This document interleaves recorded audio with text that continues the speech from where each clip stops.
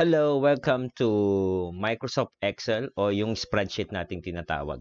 So nabasa nyo na dun sa first chapter nitong book natin kung ano nga ba yung Excel at ano nga ba yung mga work interface. So ngayon, ulitin lang natin, magawa tayo ng sample habang binibigyan ko kayo ng kung paano gamitin tong Excel. So ngayon, ito yung Excel natin. So mayroon tayo ditong rectangle.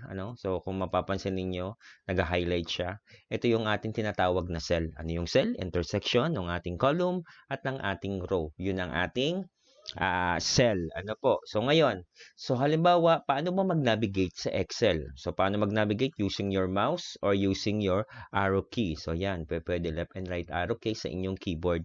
Pwede nyo ma-access yun. So, ngayon, paano ba mag-encode sa loob ng Excel natin. So, kung halimbawa dito natin i-encode, so ang location ngayon natin ay B2. So, double click lang natin, then you are going to encode your pwedeng text or pwedeng formula. So, halimbawa, lagay natin dito.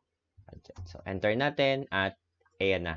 Nakapag-encode na tayo ng ating ng isang data sa ating Excel. Ano po? So, paano i-copy? Same as your Word, copy, Control-C or Control-V, Control-C, then copy mo sa ibang cell, Control-V. Yan, diyan niya mag-copy sa ating Excel. Paano mag-delete? Click lang natin to, then i-highlight lang natin to, i-delete. So, okay?